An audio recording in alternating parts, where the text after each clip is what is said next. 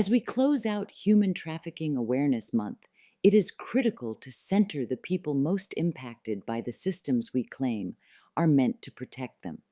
Over the past 3 weeks, we traced how trafficking stings drain law enforcement budgets, strain courts, and feed a nonprofit rescue economy.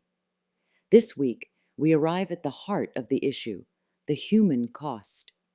We follow what a sting means for the person arrested, the fees, the records, the instability, the trauma, and the long-term consequences that never appear in a government press release. The human toll, what a sting costs the person arrested. Over the course of this series, we have followed the money behind a so-called human trafficking sting from the beginning.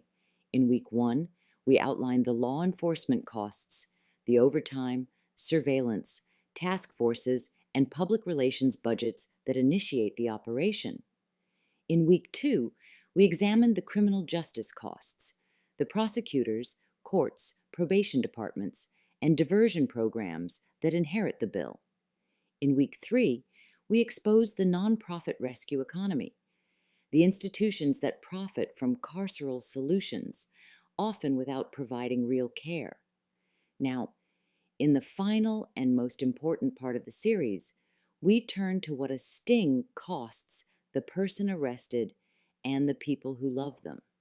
While institutions absorb public money, individuals absorb the consequences, and the cost is devastating. Immediate financial fallout before a court date is even set. Getting arrested is not just traumatic, it is financially destabilizing. Within hours, a person may face bail costs ranging from a few $100s to several $1,000s, towing and impound fees for their vehicle, lost wages from missed shifts, or sudden job termination, emergency childcare arrangements, or immediate housing needs if they are evicted or displaced. For many people, especially those doing sex work to survive, even a $300 fee can spiral into homelessness. Stings are often carried out at workplaces, hotels, or homes, meaning the arrest becomes public knowledge instantly. The humiliation alone can cost a person their community, their employment, or their safety. Long-term costs, the record that follows. Even when charges are minor or eventually dropped, an arrest record creates barriers that last for years. Public housing programs routinely deny people with prostitution or drug-related charges, and private landlords often treat even dismissed cases as red flags. Employers, especially in service, healthcare, childcare, and hospitality, frequently terminate workers after an arrest, and future job applications may require disclosure regardless of conviction. Educational opportunities are also jeopardized, as financial aid, scholarships, and campus housing can be denied based on arrest history. Parents, particularly mothers, face scrutiny from family courts and child protective services, where a prostitution arrest may become grounds for supervised visitation or loss of custody. The truth is simple: the punishment does not end when the charges do. Court costs, fines, and probation fees. Court involvement brings a cascade of additional financial obligations. A single sting can saddle someone with court fees, public defender reimbursement, diversion program fees, probation supervision costs, mandated therapy or classes, drug testing, and required participation in so-called John School or trafficking survivor programs. These interventions are marketed as alternatives to incarceration, but in practice, they are pay-to-play systems that punish poverty. If you cannot afford the fines, your probation is extended. If you cannot afford probation, you get arrested again. A sting creates its own self-funding punishment cycle. Emotional and psychological costs. Beyond the financial fallout, the emotional and psychological costs are profound. Experiences of armed officers, handcuffs, and strip searches can trigger or compound trauma, particularly for people who already face violence or exploitation. Media mugshots amplify shame, isolation, and community stigma. Distrust of institutions deepens, especially for those already marginalized by poverty, race, or gender identity.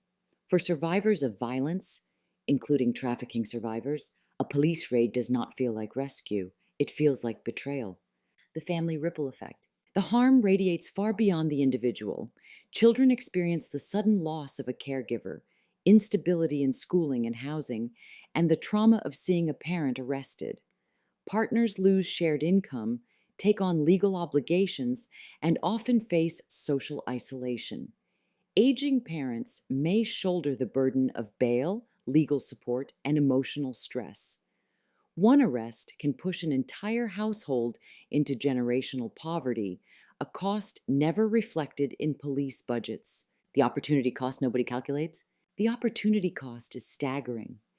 Imagine if the money spent arresting a single sex worker were instead invested in safe housing, trauma counseling, transportation, childcare, emergency cash assistance, harm reduction supplies, community based violence prevention, peer led mentorship, or reentry support. These interventions demonstrably improve safety. Raids only worsen instability.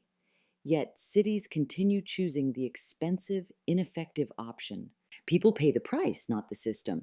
While police, prosecutors, courts, and nonprofits all receive funding for their roles in the sting pipeline, the person arrested loses everything: their job, their home, their community, their children, their financial stability, their autonomy, their safety, and often their freedom. The human cost is incalculable, and yet it is the most consequential part of the sting economy. Why this matters? A sting is not just a moment in time, it is a catalyst for long term harm. While law enforcement counts arrests and nonprofits count so called rescued victims, individuals and families count the cost in lost opportunities, shattered stability, and deepened vulnerability. If the goal is to reduce exploitation, we must stop investing in punishment and start investing in people. Criminalization destroys stability. Support creates safety. Arrests do not prevent exploitation. Resources do. If cities want to improve outcomes for people in the sex trade, the solution is simple: stop funding raids, start funding rights.